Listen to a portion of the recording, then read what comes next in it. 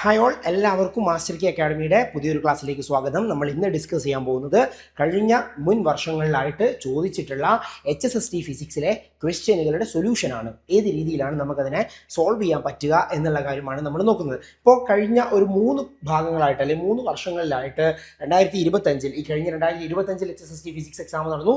2022 ഒരു നോട്ടിഫിക്കേഷൻ ഉണ്ടായിരുന്നു. അതുപോലെ തന്നെ 2018 ഒരു നോട്ടിഫിക്കേഷൻ ഉണ്ടായിരുന്നു. ഈ 3 പരീക്ഷകളിൽ ഉണ്ടായിട്ടുള്ള ക്വസ്റ്റ്യനുകൾ, ഫിസിക്സിൻ്റെ ക്വസ്റ്റ്യനുകൾ ഏത് രീതിയിലാണ് ചോദിച്ചിട്ടുള്ളത് എന്നും അതുപോലെ തന്നെ എങ്ങനെ നമുക്കതിനെ സൊല്യൂഷനിലേക്ക് എത്താമെന്നുള്ള ഒരു വീഡിയോ സീരീസാണ് നമ്മൾ ഉദ്ദേശിക്കുന്നത്. ഓക്കെ അല്ലേ? അപ്പോൾ ഈ പ്രീവിയസ് ഇയർ ക്വസ്റ്റ്യൻസ് നോക്കുമ്പോൾ മനസ്സിലാവുന്ന ഒരു കാര്യം, ആസ്പിറൻസ് എന്നുള്ള നിലയ്ക്ക് നിങ്ങൾ നോക്കിയിട്ടുണ്ടെങ്കിൽ നിങ്ങൾക്ക് മനസ്സിലാക്കാൻ പറ്റുന്ന ഒരു കാര്യം എന്ന് പറയുന്നത് 2018 നടന്ന പരീക്ഷയുടെ ക്വസ്റ്റ്യനുകളൊക്കെ വളരെ എളുപ്പമായിരുന്നു അല്ലേ? കമ്പയർ ടു 2022 ആൻഡ് 2025 2018 ക്വസ്റ്റ്യനുകളെ സംബന്ധിച്ച് വളരെ എളുപ്പമുള്ള ക്വസ്റ്റ്യൻ ആയിട്ട് നമുക്ക് ഫീൽ ചെയ്യും ആണല്ലോ. അതിവിടെയും നിങ്ങൾക്ക് മനസ്സിലാവും. നമ്മളിവിടെ റാൻഡമായിട്ട് എല്ലാ ഭാഗത്തും ക്വസ്റ്റ്യൻസ് എടുത്തിട്ടുണ്ട്. അപ്പോൾ നിങ്ങൾക്ക് മനസ്സിലാക്കാൻ പറ്റും ഈ പറയുന്ന 2018 ക്വസ്റ്റ്യൻസ് എന്ന് പറയുന്നത് കമ്പാരിറ്റീവ്ലി കുറച്ച് എളുപ്പമുള്ള ക്വസ്റ്റ്യൻസ് ആയിരുന്നു. ഓക്കെ, 2022 കുറച്ചുകൂടി ബുദ്ധിമുട്ടായി. 2025 ഇപ്പോൾ റീസെൻ്റ് ആയിട്ട് കഴിഞ്ഞ പരീക്ഷയിലും കുറച്ച് ബുദ്ധിമുട്ടായി. അപ്പോൾ സ്വാഭാവികമായിട്ടും നമ്മൾ എക്സ്പെക്ട് ചെയ്യേണ്ടത് ഹയർ ലെവലുള്ള ഒരു ക്വസ്റ്റ്യൻ പേപ്പറാണ് നമ്മൾ എക്സ്പെക്ട് ചെയ്യേണ്ടത്. But as A part of question series discussion നമ്മൾ എല്ലാ ഭാഗത്തുള്ള ക്വസ്റ്റ്യൻസും നമ്മൾ ഇതിനകത്ത് ഇൻക്ലൂഡ് ചെയ്തിട്ടുണ്ട്. ഓക്കെ അല്ലേ? അപ്പോൾ നമുക്ക് നേരെ നമ്മുടെ വീഡിയോയിലേക്ക് പോവാം, നോക്കാം.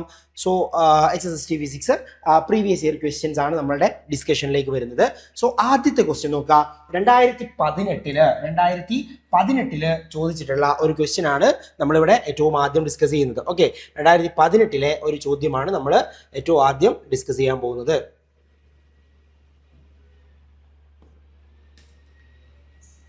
ഓക്കെ, 2018 ചോദിച്ചിട്ടുള്ള ഒരു ചോദ്യമാണ് നമ്മൾ ഏറ്റവും ആദ്യം ഡിസ്കസ് ചെയ്യാൻ പോകുന്നത്. 2018 HSST ഫിസിക്സിൽ ക്വസ്റ്റ്യൻ എന്താ നോക്കിയേ.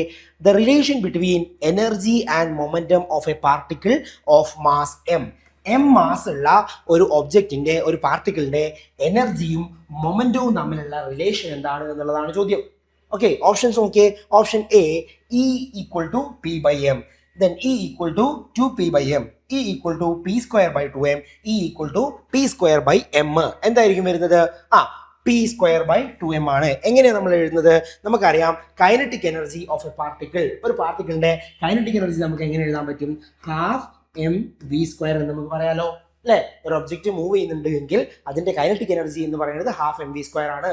അതേ പാർട്ടിക്കിളിന്റെ മൊമെന്റം എന്ന് പറയുന്നത് എന്തായിരിക്കും? P = mv ആണ്. P = mv ആണ്. സോ ഇതിനകത്ത് നോക്കിയേ, P = mv യിൽ നിന്ന് നമുക്ക് എന്ത് ചെയ്യാം? V എന്ന് പറയുന്ന വാല്യൂവിന് പകരം നമുക്ക് എന്ത് ചെയ്യാം? P/m = v എന്ന് കൊടുത്തൂടെ അല്ലേ? ജസ്റ്റ് റീഅറേഞ്ച് ചെയ്ത് കഴിഞ്ഞാൽ P/m = v എന്ന് നമുക്ക് കിട്ടുമോ? കിട്ടും. ദെൻ അങ്ങനെയാണെങ്കിൽ നമ്മളുടെ ഇക്വേഷനകത്തേക്ക് ഇതിനെ സബ്സ്റ്റിറ്റ്യൂട്ട് ചെയ്തേ. എന്താണ് നമ്മളുടെ കൈനറ്റിക് എനർജിയുടെ അല്ലെങ്കിൽ എനർജിയുടെ ഇക്വേഷൻ എന്ന് പറയുന്നത്? ½ mv² എന്ന് പറയുന്നതാണ് എനർജിയുടെ ഇക്വേഷൻ എന്ന് പറയുന്നത്. ഓക്കെ, എനർജിയുടെ ഇക്വേഷൻ ½ mv² ആണ്. V എന്ന് പറയുന്നത് ഫ്രം ദ മൊമെന്റം റിലേഷൻ, മൊമെന്റവുമായിട്ട് അസോസിയേറ്റ് ചെയ്യുന്ന റിലേഷൻ വെച്ചിട്ട് നമുക്ക് എന്ത് പറയാം? V = P/m എന്ന് പറഞ്ഞൂടെ? അതായത് P എന്ന് പറയുന്നത് ഇവിടുത്തെ മൊമെന്റം ആണ്. മൊമെന്റം ഡിവൈഡഡ് ബൈ മാസ് എന്ന് പറഞ്ഞൂടെ നമുക്ക് അല്ലേ? എന്ത് വെലോസിറ്റി എന്ന് പറയുന്നത്. അപ്പോൾ ഈ ഇക്വേഷനകത്ത് നമ്മൾ വിക്ക് പകരം എന്ത് സബ്സ്റ്റിറ്റ്യൂട്ട് ചെയ്യുക? P/m എന്നുള്ള വാല്യൂ സബ്സ്റ്റിറ്റ്യൂട്ട് ചെയ്യുക. ഓക്കെ, അപ്പം എന്താ വരിക നോക്കാലോ. സോ വി അല്ല, E = ½ m × v² വരെ എന്ത് ചെയ്യുക? P/m². ഓക്കെ, വിക്ക് പകരം P/m കൊടുക്കുക. ഇവിടെ v² ആണ്. സോ P/m² എന്നുള്ളതായിരിക്കും നമ്മൾ സബ്സ്റ്റിറ്റ്യൂട്ട് ചെയ്യേണ്ടത് അല്ലേ? അപ്പം എന്താ വരുന്നത് നമുക്ക്? E = ½ എന്ത് വരും? m × P²/m² എന്ന് വരും അല്ലേ? P²/m² എന്ന് വരും. ഈ എമ്മും ഇവിടുത്തെ ഒരു എമ്മും കട്ട് ചെയ്ത് പോകുമല്ലോ. ബാക്കി എന്താ ഉണ്ടാവുക? E = P²/2m എന്ന് വരും. P²/2m. ഈ ഇക്വേഷൻ എന്തിനെയാണ് ഡിനോട്ട് ചെയ്യുന്നത്? എനർജിയും മൊമെന്റവും തമ്മിലുള്ള റിലേഷൻ ആണ്. ഓക്കെ, എനർജിയും മൊമെന്റവും തമ്മിലുള്ള റിലേഷൻ ആണ് എന്തെന്ന് പറയുന്നത്? E = P²/2m എന്ന് പറയുന്നത്. ഓക്കെ അല്ലേ? ക്ലിയർ അല്ലേ? സോ E = P²/2m എന്നുള്ളതാണ് നമ്മളുടെ ഇക്വേഷൻ എന്ന് പറയുന്നത്. ഓക്കെ, ക്വസ്റ്റ്യൻ എന്തായിരുന്നു? ക്വസ്റ്റ്യൻ നോക്കിയേ. Relation between energy and momentum of A particle of mass M mass ഉള്ള ഒരു ഒബ്ജക്റ്റിന്റെ അല്ലെങ്കിൽ പാർട്ടിക്കിളിന്റെ എനർജിയും മൊമെന്റവും എങ്ങനെ റിലേറ്റ് ചെയ്യുന്നു? എങ്ങനെയാണ് റിലേറ്റ് ചെയ്യുന്നത്? E ഈക്വൽ ടു, ഇ എന്ന് പറയുന്നത് എനർജിയാണ്, E equal to p² divided by 2m, where p is the momentum. p എന്ന് പറയുന്നത് എന്താണ്? മൊമെന്റം ആണ് അല്ലെ. p എന്ന് പറയുന്നത് മൊമെന്റം ആണ്. m എന്ന് പറയുന്നത് എന്താണ്? മാസ് ഓഫ് ദി പാർട്ടിക്കിൾ ആണ്, mass of the particle. And E എന്താണ്? ഇ എന്ന് പറയുന്നത് എനർജി ആണ്. ഓക്കെ അല്ലേ? സോ 2018 ചോദിച്ചിട്ടുള്ള ഒരു ക്വസ്റ്റ്യൻ ആണ്. Okay, so energy equal to p² divide by 2m എന്ന് നമുക്ക് കിട്ടും. ഓക്കെ ആണല്ലോ? ഓക്കെ, ദെൻ അങ്ങനെയാണെങ്കിൽ നമുക്ക് അടുത്ത ക്വസ്റ്റ്യനിലേക്ക് പോവാം.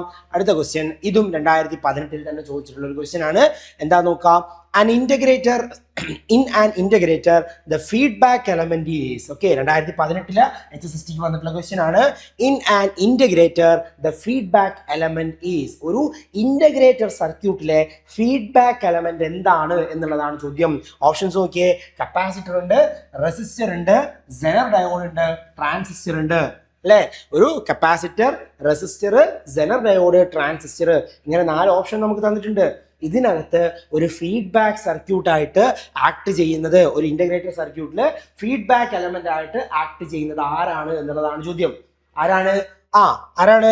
അത് നമ്മുടെ കപ്പാസിറ്റർ ആണ്. കപ്പാസിറ്റർ ആണ് എന്തെന്ന് പറയുന്നത് ഇവിടുത്തെ ഫീഡ്ബാക്ക് എലമെന്റ് ആയിട്ട് ആക്ട് ചെയ്യപ്പെടുന്നത്. നോക്കാം എന്താണ് അതിന്റെ ഡീറ്റെയിലിംഗ് ആയിട്ടുള്ള എക്സ്പ്ലനേഷൻ എന്ന് നോക്കാം. An integrator is an operational amplifier configuration that performs the mathematical integration of the input signal. Okay, അപ്പൊ നമ്മളൊരു ഇൻപുട്ട് സിഗ്നൽ കൊടുത്തു എന്ന് വിചാരിക്കുക, ഇൻപുട്ട് സിഗ്നൽ കൊടുത്തു എന്ന് വിചാരിക്കുക. ആ സിഗ്നലിന്റെ ഇന്റഗ്രേഷൻ ഓപ്പറേഷൻ നടത്തുന്ന ഒരു സിസ്റ്റത്തെയാണ്, ഒരു ഓപ്പറേഷണൽ ആംപ്ലിഫയർ കോൺഫിഗറേഷനെയാണ് നമ്മൾ ഇന്റഗ്രേറ്റർ സർക്യൂട്ട് എന്ന് പറയുന്നത്. Okay, an integrator is an operational amplifier, it's an opamp, it's an operational amplifier configuration that performs the mathematical integration of the input signal. ഒരു ഇൻപുട്ട് സിഗ്നലിന്റെ mathematical integration process അല്ലെങ്കിൽ integration ചെയ്യുന്ന, operation നടത്തുന്ന ഒരു configuration ആണ് എന്തെന്ന് പറയുന്നത് ഒരു ഇന്റഗ്രേറ്റർ സർക്യൂട്ട് എന്ന് പറയുന്നത്. ഇതേപോലെ ഡിഫറൻഷിയേഷൻ നടത്തുന്ന, പ്രോസസ്സ് നടത്തുന്ന പിന്നെ ഓപാമ്പ് ഉണ്ട്, അതിനെ നമ്മൾ ഡിഫറൻഷിയേറ്റർ എന്നാണ് വിളിക്കുന്നത്. ഓക്കെ, ഇലക്ട്രോണിക്സിൽ നമ്മൾ പഠിക്കുന്നതാണ് എന്താണ് ഡിഫറൻഷിയേറ്റർ, എന്താണ് ഇന്റഗ്രേറ്റർ എന്നൊക്കെ ഉള്ളത്. അപ്പോൾ ഒരു mathematical operation, mathematical integration operation നടത്തപ്പെടുന്ന കോൺഫിഗറേഷൻ ആണ് എന്തെന്ന് പറയുന്നത് ഇന്റഗ്രേറ്റർ എന്ന് പറയുന്നത്. സോ സ്റ്റാൻഡേർഡ് ആയിട്ടുള്ള ഇന്റഗ്രേറ്റർ സർക്യൂട്ടിനകത്ത് ഒരു ഇൻപുട്ട് റെസിസ്റ്റർ ഉണ്ടാകും, ഒരു ഇൻപുട്ട് റെസിസ്റ്റർ ഉണ്ടാവും. The input resistor is connected to the inverting input. Inverting ഇൻപുട്ടിൽ നമ്മൾ പ്ലേസ് ചെയ്യുന്ന ആരായിരിക്കും? ഒരു റെസിസ്റ്റർ ആയിരിക്കും. The feedback element is a capacitor. Feedback element എന്താണ്? കപ്പാസിറ്റർ ആണ്. Which connected between the output and the inverting input. ഇൻപുട്ടിന്റെയും ഔട്ട്പുട്ടിന്റെയും ഇൻ ബിറ്റ്വീൻ ആയിട്ട് കണക്ട് ചെയ്തിട്ടുണ്ടാവും. കാരണം എന്താ? നമുക്ക് വരുന്ന ഔട്ട്പുട്ട് എന്ന് വേണം നമ്മൾ ഇൻപുട്ട് എടുക്കാൻ. അതിനെയാണ് നമ്മൾ ഫീഡ്ബാക്ക് സർക്യൂട്ട് എന്ന് പറയുന്നത് അല്ലെ. അപ്പൊ അത്തരത്തിൽ ഫീഡ്ബാക്ക് സർക്യൂട്ടുകളിൽ ആക്ട് ചെയ്യപ്പെടുന്ന അല്ലെങ്കിൽ ഇന്റഗ്രേറ്റഡ് സർക്യൂട്ടിൽ നമ്മൾ പ്ലേസ് ചെയ്യുന്ന ഒരു ഡിവൈസ് ആണ് എന്തെന്ന് പറയുന്നത് കപ്പാസിറ്റർ എന്ന് പറയുന്നത്. അത് എവിടെയാണ് കണക്ട് ചെയ്യുന്നത്? Connected between the output and the input. Okay, output and the inverting input. Okay, ഔട്ട്പുട്ടിന്റെയും ഇൻവേർട്ടിംഗ് ഇൻപുട്ടിന്റെയും ഇൻ ബിറ്റ്വീൻ ആയിട്ട് കണക്ട് ചെയ്യുന്ന ആളാണ് ആര് എന്ന് പറയുന്നത്? നമ്മളുടെ കപ്പാസിറ്റർ എന്ന് പറയുന്നത്. ആ കപ്പാസിറ്റർ ഇവിടെ എന്തായിട്ടാണ് ആക്ട് ചെയ്യുന്നത്? അത് ഫീഡ്ബാക്ക് എലമെന്റ് ആയിട്ടാണ് ആക്ട് ചെയ്യുന്നത്. സെറ്റ് അല്ലേ? ഓക്കെ, ദെൻ അടുത്ത് നോക്കിയേ. The capacitor in the feedback path causes the output voltage to be proportional to the integral of the input voltage. Output വോൾട്ടേജിന്റെ output voltage to be proportional to the integral of the input voltage. അതിനുവേണ്ടി സഹായിക്കുന്ന feature അല്ലെങ്കിൽ part എന്ന് പറയുന്നത് ആരാണ്? അത് capacitor ആണ്. Okay, അപ്പൊ കപ്പാസിറ്റർ ആണ് ഒരു ഇന്റഗ്രേറ്റർ സർക്യൂട്ടിലെ ഫീഡ്ബാക്ക് എലമെന്റ് ആയിട്ട് ആക്ട് ചെയ്യപ്പെടുന്നത്. റെസിസ്റ്ററിന്റെ ജോലി എന്താണ്? ഇൻപുട്ട് റെസിസ്റ്റർ എവിടെയാണ്? ഇൻവേർട്ടിംഗ് ഇൻപുട്ടിലാണ് കണക്ട് ചെയ്തിട്ടുണ്ടാവുക. ആ ഇൻവേർട്ടിംഗ് ഇൻപുട്ടിന്റെയും ഔട്ട്പുട്ടിന്റെയും ഇൻ ബിറ്റ്വീൻ ആയിട്ടായിരിക്കും നമ്മൾ ഫീഡ്ബാക്ക് എലമെന്റ് ആയിട്ടുള്ള കപ്പാസിറ്ററിനെ ഒരു ഇന്റഗ്രേറ്റർ സർക്യൂട്ടിൽ പ്ലേസ് ചെയ്യുന്നുണ്ടാവുക. ഓക്കെ അല്ലേ? ഓക്കെ, ദെൻ അടുത്ത ക്വസ്റ്റ്യൻ നോക്കാം. ഇതും 2018 ചോദിച്ചിട്ടുള്ള ക്വസ്റ്റ്യൻ ആണ്. The ripple factor for a half wave rectifier. ഒരു ഹാഫ് വേവ് റെക്ടിഫയറിന്റെ റിപ്പിൾ ഫാക്ടർ എത്രയാണെന്നുള്ളതാണ് ചോദ്യം. ഒരു ഹാഫ് വേവ് റെക്ടിഫയറിന്റെ റിപ്പിൾ ഫാക്ടർ എത്രയാണ്? നമുക്കറിയാം റെക്ടിഫയർ എന്ന് പറഞ്ഞാൽ എന്താണ്? റെക്ടിഫിക്കേഷൻ എന്ന് പറഞ്ഞ പ്രോസസ്സ് എന്താണ്? എന്നൊക്കെ നമുക്കറിയാവുന്നതാണ് അല്ലേ. റെക്ടിഫിക്കേഷൻ എന്ന് പറയുന്ന പ്രോസസ്സ് എന്താണെന്നുള്ളതൊക്കെ നമുക്കറിയാം. 2 ടൈപ്പാണ് റെക്ടിഫിക്കേഷൻ. ഹാഫ് വേവ് ഉണ്ട്, ഹാഫ് വേവ് റെക്ടിഫയർ ഉണ്ട്, അതുപോലെ തന്നെ ഫുൾ വേവ് റെക്ടിഫയർ ഉണ്ട് അല്ലെ. ഫുൾ വേവ് റെക്ടിഫയർ ഉണ്ട്. സോ ഒരു എ സി കറണ്ടിനെ എ സിയിൽ നമ്മൾ എന്താക്കി മാറ്റുന്ന പ്രോസസ്സാണ്, ഡി സി ആക്കി മാറ്റുന്ന പ്രോസസ്സിനെയാണ് നമ്മൾ റെക്ടിഫിക്കേഷൻ എന്ന് പറയുന്നത്. ആ റെക്ടിഫിക്കേഷൻ 2 തരത്തിലാണ്, ഹാഫ് വേവും full wave rectifier. Half wave and full wave rectifier. ഇവിടെ എന്താ ചോദിച്ചിട്ടുള്ളത്, ripple factor for a half wave rectifier. ഒരു ഹാഫ് വേവ് റെക്ടിഫയറിന്റെ റിപ്പിൾ ഫാക്ടർ എത്രയാണ് എന്നുള്ളതാണ് ചോദ്യം. എത്രയാണ് ഹാഫ് വേവ് റെക്ടിഫയറിന്റെ റിപ്പിൾ ഫാക്ടർ എത്രയാണ്? അത് 1.21 ആണ്. 1.21 ആണ് അവിടുത്തെ റിപ്പിൾ ഫാക്ടർ എന്ന് പറയുന്നത്. ഫുൾ വേവിന്റെ കേസിൽ എന്താകും, അത് ഓൾമോസ്റ്റ് നേർ പകുതിയാവും. 0.48 അടുത്തൊക്കെ ആയിട്ട് 0.5 അടുത്തായിരിക്കും അതിന്റെ വാല്യൂ എന്ന് പറയുന്നത്. ഓക്കെ, അപ്പോൾ എന്താണ് റിപ്പിൾ ഫാക്ടർ? ആൻസർ നോക്കുക, 1.21 ആണ്. അപ്പോൾ എന്താണ് റിപ്പിൾ ഫാക്ടർ? എന്താണ് റിപ്പിൾ ഫാക്ടർ നോക്കിയേ. The ripple factor is the ratio of the RMS value of AC component to the DC component in the rectifier output. Okay, RMS value of AC by the DC voltage അല്ലെങ്കിൽ VRMS divide by VDC, അതിനെയാണ് നമ്മൾ എന്തെന്ന് പറയുന്നത്, ripple factor എന്ന് പറയുന്നത്. അതായത് ഇത്രയേ ഉള്ളൂ ആലോചിക്കാൻ. നമുക്ക് AC-നെ DC ആക്കണം. ഇതാണ് നമ്മളുടെ റെക്ടിഫിക്കേഷൻ എന്ന് പറയുന്ന പ്രോസസ്സ്. അങ്ങനെ DC ആക്കുമ്പോൾ നമുക്ക് കിട്ടുന്ന ഔട്ട്പുട്ടിൽ എന്തുണ്ടാകും, AC കമ്പോണന്റുകൾ ചെറുതായിട്ടുണ്ടാകും. AC കമ്പോണന്റ് ഉണ്ടാവും. ആ കമ്പോണന്റിനെ നമ്മൾ എന്തെന്നാ പറയാ, റിപ്പിൾസ് എന്നാണ് പറയുന്നത്. റിപ്പിൾസ്. ഓക്കെ, ആ റിപ്പിൾ എത്രത്തോളം ഉണ്ട് എന്നുള്ളതാണ് നമ്മളുടെ റിപ്പിൾ ഫാക്ടർ കൊണ്ട് നമ്മൾ മെഷർ ചെയ്തെടുക്കുന്നത്. മനസ്സിലാവുന്നുണ്ടോ? സോ ഔട്ട്പുട്ട് വരുമ്പോൾ കിട്ടുന്ന ഔട്ട്പുട്ടിലെ DC പാർട്ടിൽ എത്ര AC പാർട്ട് ഉണ്ട്. ഓക്കെ, അതായത് നമുക്ക് ഔട്ട്പുട്ട് DC ആണ് കിട്ടേണ്ടത്, പക്ഷെ ആ DCയുടെ കൂടെ എന്തുകൂടി ഉണ്ട്, AC കൂടിയുണ്ട്. അത് എത്രത്തോളം ഉണ്ട് എന്നുള്ള മെഷർമെന്റിനെയാണ് നമ്മൾ എന്തെന്ന് പറയുന്നത്, റിപ്പിൾ എന്ന് പറയുന്നത്, അല്ലെങ്കിൽ റിപ്പിൾ ഫാക്ടർ എന്ന് പറയുന്നത്. സോ ഗാമ വെച്ചിട്ടാണ് ഡിനോട്ട് ചെയ്യുന്നത്. Gamma equal to VRMS divide by VDC ആണ്. Then ripple factor for full wave rectifier. Full wave റെക്ടിഫയറിന്റെ റിപ്പിൾ ഫാക്ടറിന്റെ വാല്യൂ എത്രയാണ്? അത് ഓൾമോസ്റ്റ് 0.482 എന്ന് പറയുന്ന ഒരു വാല്യൂ ആണ്. ഞാൻ പറഞ്ഞല്ലോ 0.5 അടുത്തുള്ള ഒരു വാല്യൂ ആണ് നമ്മളുടെ ഫുൾ വേവ് റെക്ടിഫയറിന്റെ റിപ്പിൾ ഫാക്ടർ എന്ന് പറയുന്നത്. ഹാഫ് വേവിന്റെ കേസ് നോക്കിയേ. ഹാഫ് വേവിന്റെ കേസിലേക്ക് നോക്കുമ്പോൾ അതിന്റെ വാല്യൂ എത്രയാണ്? 1.21 ആണ്. എന്ന് വെച്ചാൽ എന്താണ് മീൻ ചെയ്യുന്നത്? എവിടെയാണ് AC-യുടെ കമ്പോണന്റ് കൂടുതലുള്ളത്? എവിടെയാണ്? ഹാഫ് വേവില്. Okay, in half wave rectifier. Half wave റെക്ടിഫയറിൽ AC കമ്പോണന്റ് എന്താണ്? കൂടുതലാണ് അല്ലേ. AC കമ്പോണന്റ് കൂടുതലാണ്. നോക്കിയേ, റേഷ്യോ എടുക്കുമ്പോൾ ഇവിടുത്തെ വാല്യൂ കൂടുതലായാലല്ലേ നമുക്ക് റിസൾട്ടന്റ് വാല്യൂ വലിയ വാല്യൂ കിട്ടുന്നത്. 1 പോയിന്റ് കിട്ടണമെങ്കിൽ മുകളിലത്തെ വാല്യൂ വലുതായിരിക്കണം. അപ്പോൾ അങ്ങനെ വരുന്ന സമയത്ത് നമുക്ക് കിട്ടുന്ന ഔട്ട്പുട്ടിൽ AC കമ്പോണന്റ് വളരെ കൂടുതലാണ്. അതുകൊണ്ടാണ് നമ്മൾ പറയുന്നത് ഹാഫ് വേവ് റെക്ടിഫയറിന്റെ എഫിഷ്യൻസി വളരെ കുറവാണ്. ഓൾമോസ്റ്റ് 50% 40.2% ആണ്. ഓക്കെ, 40.2%ഓളമാണ് നമ്മളുടെ ഹാഫ് വേവിന്റെ എഫിഷ്യൻസി നമ്മൾ പറയാറുള്ളത് സാധാരണ. ഓക്കെ, അപ്പോൾ എഫിഷ്യൻസി വളരെ കുറവാണ് എന്നതുകൊണ്ട് മീൻ ചെയ്യുന്നത് എന്താണ് മക്കളെ? ഇതാണ് എന്ത്, അവിടുത്തെ റിപ്പിൾ ഫാക്ടർ വളരെ കൂടുതലാണ്. റിപ്പിൾ ഫാക്ടർ കൂടുതലാണ് എന്ന് പറഞ്ഞാൽ എന്താണ് നമ്മൾ അതിൽ നിന്ന് മനസ്സിലാക്കി എടുക്കേണ്ടത്? അവിടെ ഉണ്ടാവുന്ന ഔട്ട്പുട്ടിൽ AC കമ്പോണന്റ് കൂടുതലാണ് എന്നുള്ളതാണ്. ഓക്കെ അല്ലേ. ഇനി ഫുൾ വേവിന്റെ കേസിലേക്ക് വരുമ്പോൾ ഫുൾ വേവില് റിപ്പിൾ ഫാക്ടർ എന്ന് പറയുന്നത് 0.482% ആണ്, അല്ലെങ്കിൽ 0.482 ആണ് അതിന്റെ റിപ്പിൾ ഫാക്ടർ വാല്യൂ എന്ന് പറയുന്നത്. എന്ന് വെച്ചാൽ എന്താണ് നമ്മൾ മനസ്സിലാക്കേണ്ടത്? അവിടുത്തെ AC കമ്പോണന്റ് കുറവാണ് compared to full wave half wave rectifier. Full wave rectifier ആണ് എന്താവുന്നത്, കൂടുതൽ എഫിഷ്യൻ്റ് ആയിട്ട് വർക്ക് ചെയ്യുന്നത്. ഓക്കെ, റെക്ടിഫിക്കേഷൻ എന്ന് പറയുന്ന പ്രോസസ്സ് എന്താണ്? AC-നെ DC ആക്കുന്ന പ്രോസസ്സാണ്. അപ്പോൾ നമുക്ക് കിട്ടേണ്ട ഔട്ട്പുട്ട് എന്താണ്? DC ആയിരിക്കണം.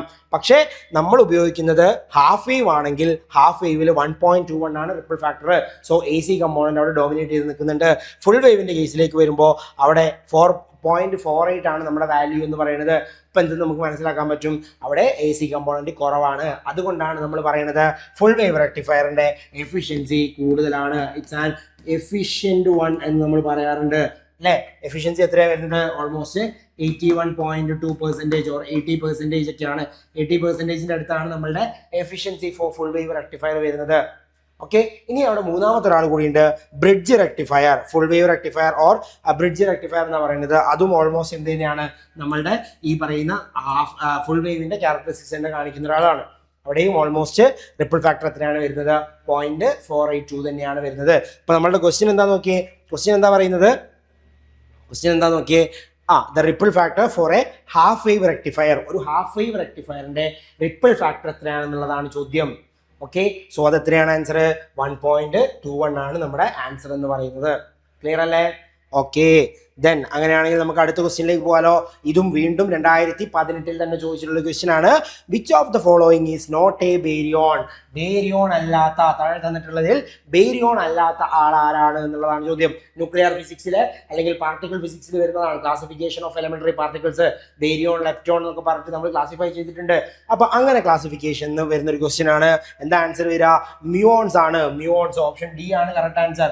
മ്യൂോണുകളാണ് ബേരിയോൺ എന്ന കാറ്റഗറിയിൽ ഉൾപ്പെടാത്തത്. നമുക്ക് നോക്കാം അതിന്റെ എക്സ്പ്ലനേഷൻ നമുക്ക് നോക്കാം. എന്താണ് മ്യൂോൺ എന്ന് പറയുന്നത്? ഒരു ബേരിയോൺ അല്ല. മ്യൂോൺ എന്ന് പറയുന്നത് ബേരിയോൺ അല്ല, മറിച്ച് അതെന്താണ്? അതൊരു ലെപ്റ്റോൺ കാറ്റഗറിയിൽ ഉൾപ്പെടുന്ന ആളാണ്. ആര്?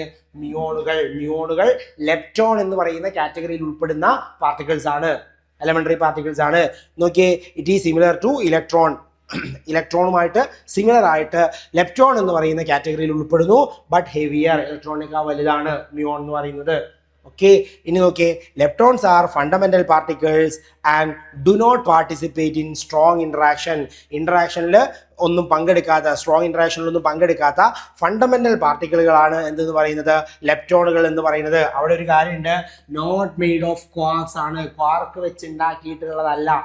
Okay, it is not made by quark കൊണ്ട് ഉണ്ടാക്കിയിട്ടില്ലാത്ത പാർട്ടിക്കിളുകൾ ആണ് ആര് എന്ന് പറയുന്നത്? ലെപ്റ്റോണുകൾ എന്ന് പറയുന്നത്. ബേരിയോൺ എന്ന് പറയുന്നത് എന്താണ്? ബേരിയോൺ ആണല്ലോ നമ്മളുടെ ചോദ്യം. ആരാണ് ബേരിയോൺ എന്നുള്ളതാണ് നമ്മളോട് ചോദിച്ചത്. So baryons are particles made up of 3 quarks. 3 quark particle വെച്ചിട്ട് ഉണ്ടാക്കിയിട്ടുള്ള പാർട്ടിക്കിൾസ് ആണ് എന്തെന്ന് പറയുന്നത്? ബേരിയോൺ എന്ന് പറയുന്നത്. നോക്കിയാൽ മതി, പ്രോട്ടോൺ ഒരു ബേരിയോൺ ആണ്. പ്രോട്ടോൺ ഉണ്ടാക്കിയിട്ട് എങ്ങനെയാണ്?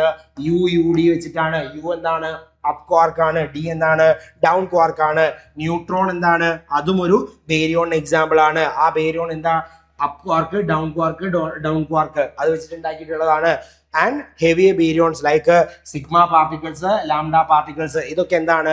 ബേരിയോൺ എന്ന് പറയുന്ന കാറ്റഗറിയിൽ വരുന്നതാണ് അല്ലെ. ന്യൂട്രോണ്, സിഗ്മ, പ്രോട്ടോൺ ഒക്കെ ആ പറയുന്ന ബേരിയോൺ കാറ്റഗറിയിൽ ഉൾപ്പെടുന്ന ആളുകളാണ്. ന്യൂട്രോൺ, സിഗ്മ, പ്രോട്ടോൺ 3 ആളുകൾ അവിടെ ഉണ്ട്. അതൊക്കെ ബേരിയോൺ കാറ്റഗറിയിൽ ഉൾപ്പെടുന്ന ആളാണ്. ബേരിയോൺ കാറ്റഗറിയിൽ ഉൾപ്പെടാത്ത ഒരാളാണ് ആര് എന്ന് പറയുന്നത്? നമ്മുടെ മ്യൂോൺ എന്ന് പറയുന്നത്. സോ ഇവയെല്ലാം ഹാഡ്രോൺ ഫാമിലിയിൽ ഉൾപ്പെടുന്ന ആളുകളും കൂടിയാണ് കേട്ടോ, അത് ഓർത്തിരിക്കാം. ദെൻ അഞ്ചാമത്തെ ഒരു ക്വസ്റ്റ്യൻ നോക്കിയേ, the reciprocal lattice of an FCC lattice, ഒരു ഫേസ് സെന്റേർഡ് ക്യൂബിക്കിന്റെ റെസിപ്രോക്കൽ ലാറ്റിസ് എന്താണ് എന്നുള്ള ചോദ്യം. വീണ്ടും 2018 തന്നെ ചോദിച്ചിട്ടുള്ള ക്വസ്റ്റ്യൻ ആണ് അല്ലെ. 2018 ചോദിച്ചിട്ടുള്ള ഒരു ക്വസ്റ്റ്യൻ ആണ്. എന്താ വരുന്നത്? Reciprocal lattice to an FCC lattice.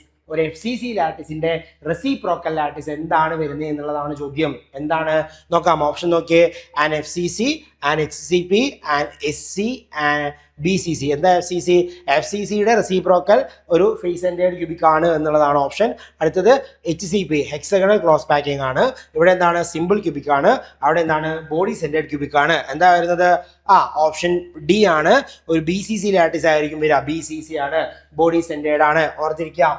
FCC lattice, face centered ക്യൂബിക്കിന്റെ റെസിപ്രോക്കൽ ലാറ്റിസ് എന്ന് പറയുന്നത് ബോഡി സെന്റേർഡ് ആയിരിക്കും. ബോഡി സെന്റേർഡ് ക്യൂബിക്കിന്റെ റെസിപ്രോക്കൽ ലാറ്റിസ് എന്ന് പറയുന്നത് FCC ആയിരിക്കും. പിന്നുള്ള ഒരാളാരാണ്? സിമ്പിൾ ക്യൂബിക് ആണ് അല്ലെ. സിമ്പിൾ ക്യൂബിക്കിന്റെ റെസിപ്രോക്കൽ ലാറ്റിസ് എന്ന് പറയുന്നത് എന്ത് തന്നെയാണ്? അത് സിമ്പിൾ ക്യൂബിക് തന്നെയാണ്. മനസ്സിലാവുന്നുണ്ടോ? സോ ഇതാണ് നമ്മുടെ റെസിപ്രോക്കൽ ലാറ്റിസുമായിട്ട് സോളിഡ് സ്റ്റേറ്റ് എന്ന് വരുന്ന ഒരു ക്വസ്റ്റ്യൻ ആണ്. എക്സ്പ്ലനേഷൻ നോക്കിയേ, റെസിപ്രോക്കൽ ലാറ്റിസിനെ കുറിച്ചാണ്. The reciprocal lattice of a given Bravais lattice is another Bravais lattice that describes the periodicity in momentum. K സ്പേസിൽ നമ്മൾ റെപ്രസെന്റ് ചെയ്യുന്ന മറ്റൊരു ബ്രവായ്സ് ലാറ്റിസ് തന്നെയാണ് എന്തെന്ന് പറയുന്നത്? നമ്മളുടെ റെസിപ്രോക്കൽ ലാറ്റിസ് എന്ന് പറയുന്നത്. അതിൽ ഏറ്റവും പ്രധാനമായിട്ട് ഓർത്തിരിക്കേണ്ട പ്രോപ്പർട്ടി നമ്മൾ നേരത്തെ പറഞ്ഞ കാര്യമാണ്. The reciprocal lattice of A simple cubic lattice is simple cubic lattice. അതായത് ഒരു സിമ്പിൾ ക്യൂബിക്കിന്റെ റെസിപ്രോക്കൽ ലാറ്റിസ് എന്ത് തന്നെയാണ്? സിമ്പിൾ ക്യൂബിക് തന്നെയാണ്. അടുത്ത എന്താ നോക്കിയേ, the reciprocal of A body centred cubic. B C സിയുടെ ലാറ്റിസ് എന്താണ്? അത് എഫ് സി സി ആണ്. ബി സി സിയുടെ എന്താണ്? എഫ് സി സി ആണ്. ബി സിയുടെ ബോഡി സെന്റേർഡ് ക്യൂബിക് അല്ലെങ്കിൽ B C C body cubic, body centred cubic എന്നൊക്കെ പറയാം. ബി സി സിയുടെ റെസിപ്രോക്കൽ ലാറ്റിസ് എന്ന് പറയുന്നത് എന്താണ്? എഫ് സി സി ആണ്. ഇനി അടുത്ത നോക്കിയേ, അടുത്ത പോയിന്റ് നോക്കിയേ, the reciprocal lattice of A F C C. Okay, F C C lattice അതിന്റെ റെസിപ്രോക്കൽ എന്താണ്? അത് ബി സി സി ആണ്. അപ്പൊ നോക്കിയാൽ മതി, സിമ്പിൾ ക്യൂബിക്കിൻ്റെത് സിമ്പിൾ ക്യൂബിക് തന്നെയാണ്. ബി സി സിയുടേത് ആരാണ്? എഫ് സി സി ആണ്. എഫ് സി സിയുടേത് ആരാണ്? അത് ബി സി സി ആണ്. Reciprocal lattice. ഓക്കെ, സോ ഇതാണ് നമ്മളുടെ ക്വസ്റ്റ്യൻ എന്ന് പറയുന്നത്. 2018 ചോദിച്ചിട്ടുള്ള ഒരു ചോദ്യമാണ്. ഓക്കെ ആണോ?